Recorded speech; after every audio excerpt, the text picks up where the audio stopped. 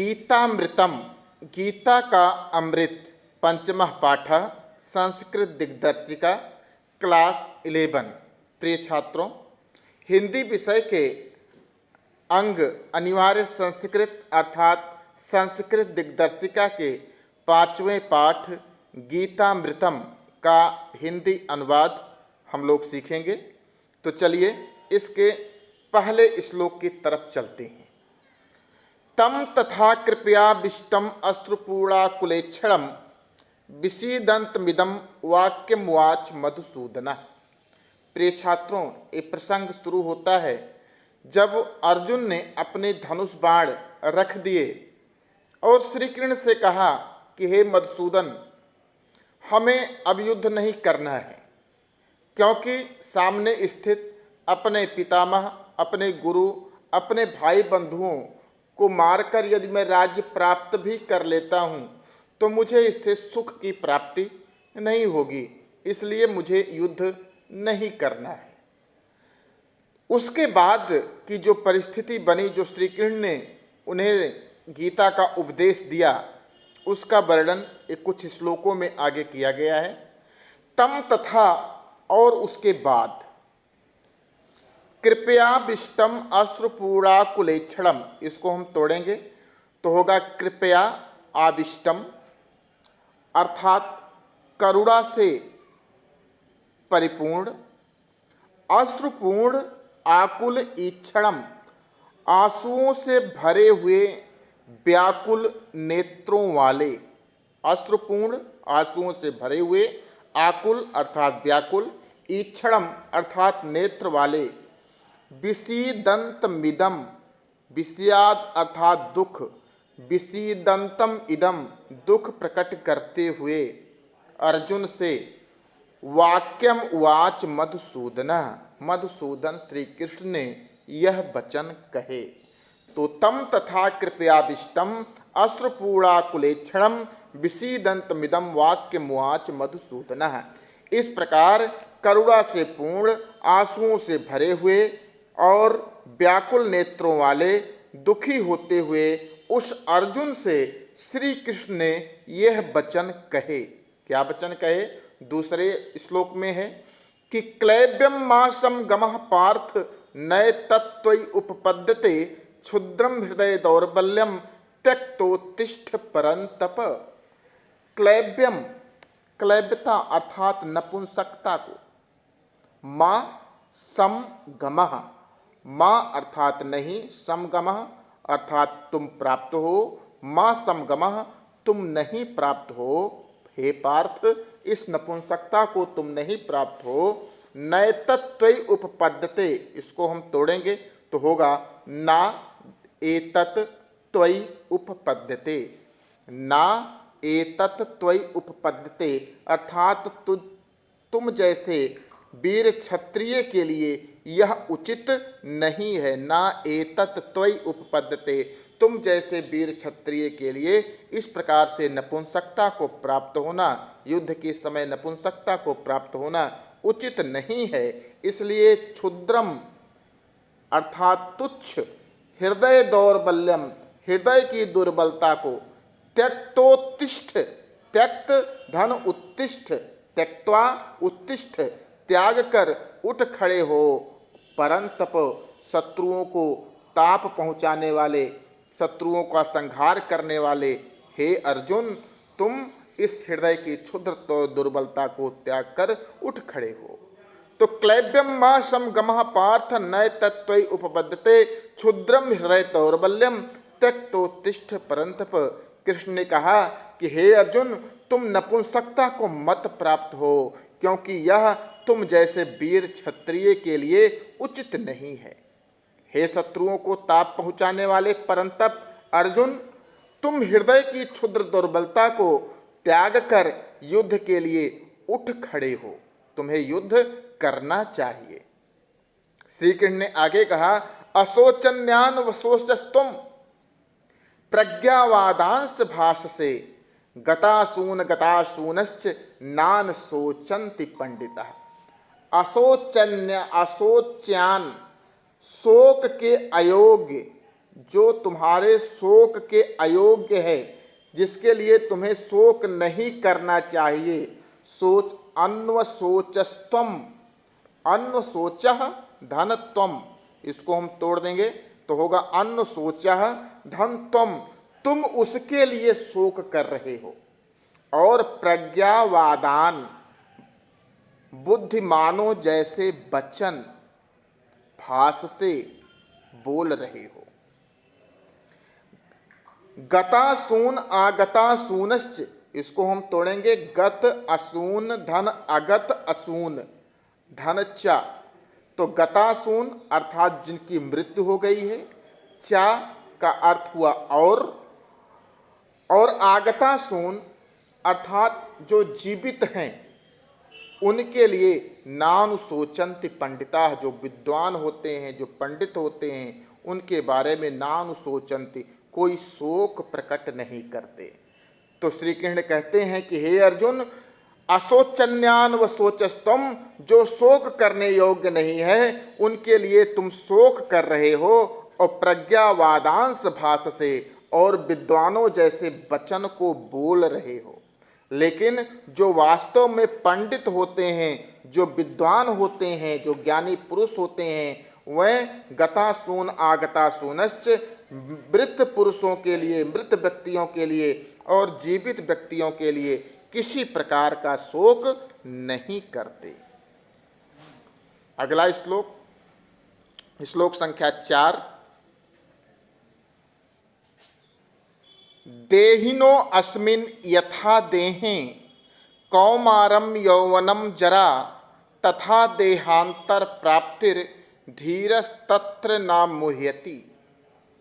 देहिनो अस्मिन्, इसको तोड़ेंगे तो देहिनः अस्मिन्, जीवात्मा के इस देहे अर्थात शरीर में, कौमारम कुमारावस्था, यौवनम युवावस्था और जरा वृद्धावस्था, तथा देहांतर प्राप्तिर, देहांतर प्राप्ति अर्थात अन्य शरीर की प्राप्ति, तो धीरस तत्र, धैर्य अर्थात धैर्यशाली, तत्र अर्थात उस विषय में, धीरस तत्र, धीर माने धैर्यशाली और तत्र अर्थात उस विषय में, न मोह्यति, मोहित नहीं होता।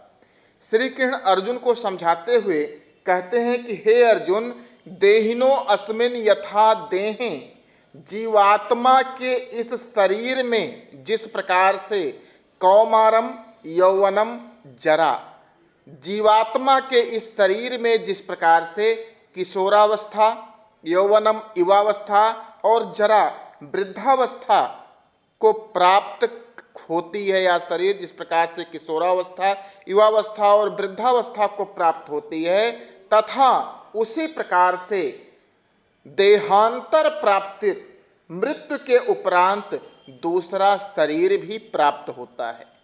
इसलिए धीरस तत्र न मोह्यति, अतः धैर्यशाली व्यक्ति इस विषय में कभी भी मोहग्रस्त नहीं होता। या एनम वेत्ति हंतारम यश्चैनम मन्यते हतम, उभौ तो न विजानीतो नायम हंति न हन्यते।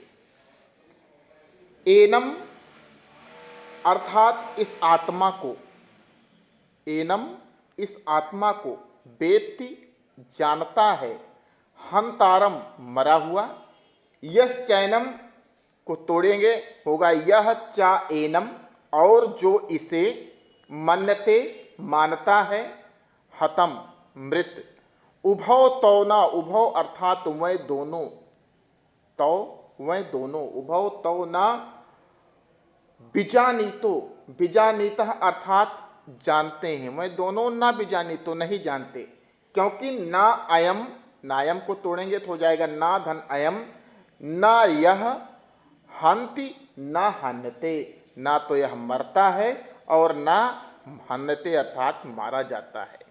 तो या एनम वेत्ति हंतारम यश्चैनम मन्यते हतम, उभौ तो न विजानीतो नायम हन्ति न हन्यते।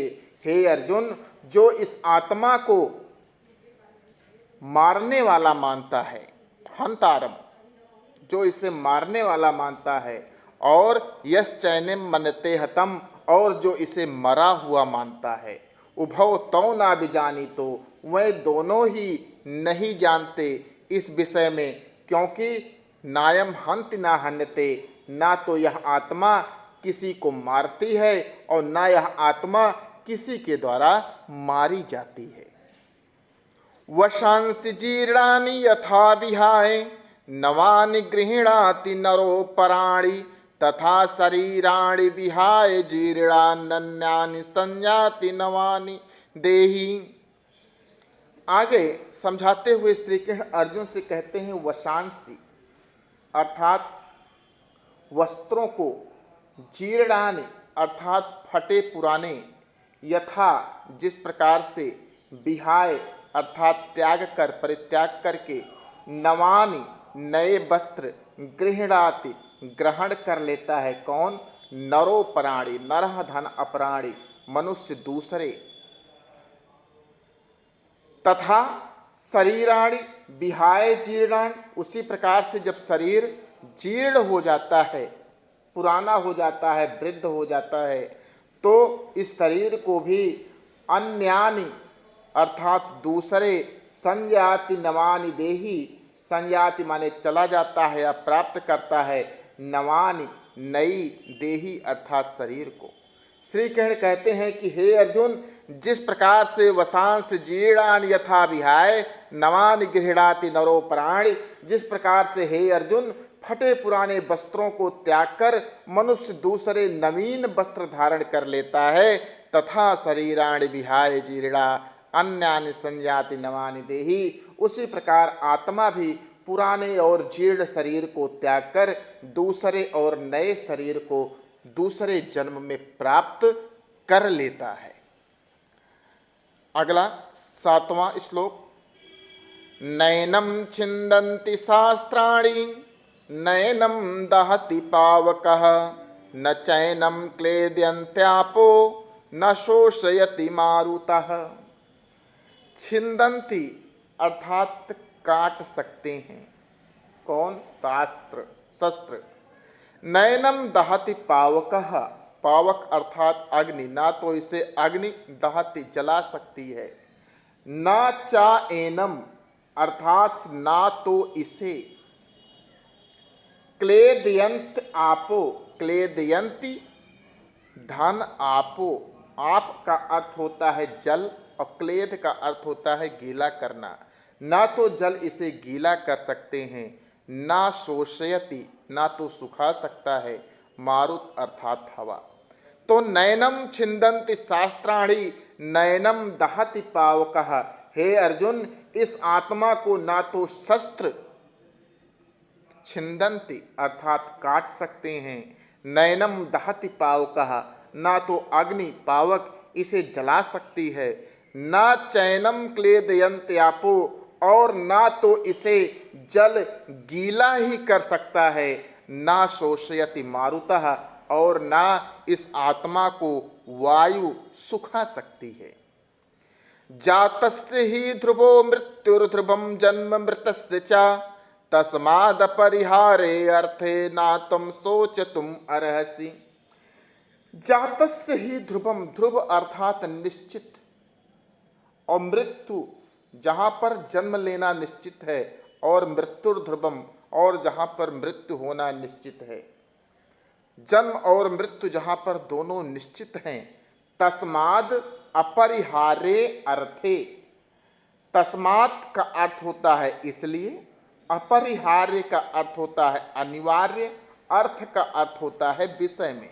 तस्माद् अपरिहार्ते, अपरिहार्य अर्थे, इसलिए इस अनिवार्य विषय में ना तुम नहीं हो, सोच तुम अर्हसि, सोच तुम का अर्थ है शोक करने, और अर्हसि का अर्थ है योग्य, तुम शोक करने के योग्य नहीं हो।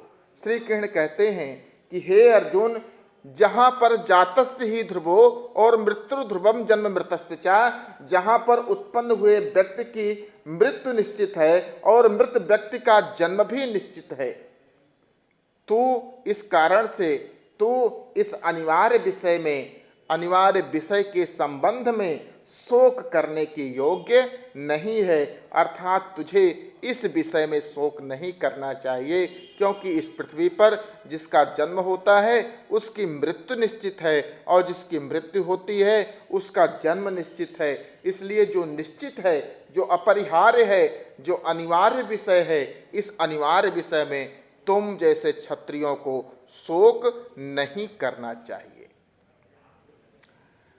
9वां श्लोक है, यदृच्छया चोपपन्नम स्वर्गद्वारमपावृतम सुखिनः क्षत्रियाः पार्थ लभन्ते युद्धमीदृशम।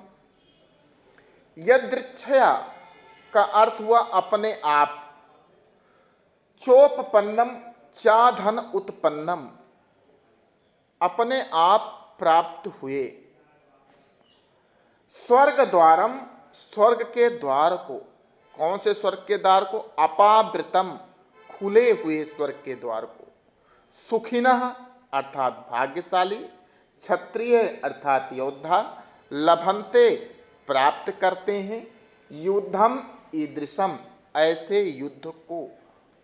श्री कृष्ण अर्जुन को समझाते हुए कहते हैं कि हे पार्थ, हे अर्जुन, यदृच्छया चोपपन्नम स्वर्ग द्वारम अपावृतम, यदृच्छया स्वतः अपने आप प्राप्त हुए और खुले हुए स्वर्ग के द्वार को प्राप्त कराने वाला ऐसा युद्ध सुखिनः क्षत्रियः पार्थ, भाग्यशाली क्षत्रिय ही लभन्ते प्राप्त करते हैं, युद्धम ईदृशम ऐसा युद्ध।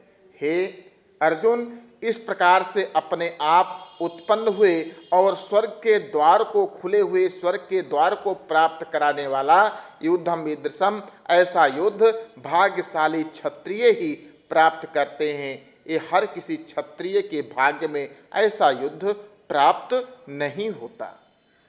हतो वा प्राप्यसि स्वर्गम जित्वा वा भोक्ष्यसे महीम तस्मादुत्तिष्ठ कौन्तेय योद्धाय कृत निश्चयः। हतो वह, हतः वा, मरकर, जब मारे जाओगे, मरकर, या प्राप्यसी तुम प्राप्त करोगे क्या? स्वर्गम, स्वर्ग को, क्योंकि खुले हुए स्वर्ग के द्वार को प्राप्त कराने वाला यह युद्ध है। तो हतो वा प्राप्यसी स्वर्गम, मरकर तुम प्राप्त करोगे क्या? स्वर्ग को। और जित्वा, अगर तुम जीवित रहोगे इस युद्ध में, तो भोक्ष्यसे महीम, भोक्ष्यसे अर्थात तुम भोगोगे, महीम अर्थात पृथ्वी का सुख।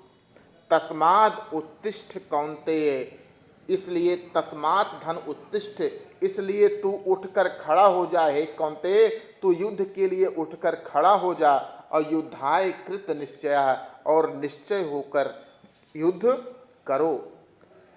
हतो वा प्राप्यसे स्वर्गम जित्वा वा भोक्ष्यसे महीम तस्मादुत्तिष्ठ कौन्तेय युद्धाय कृत निश्चयम्।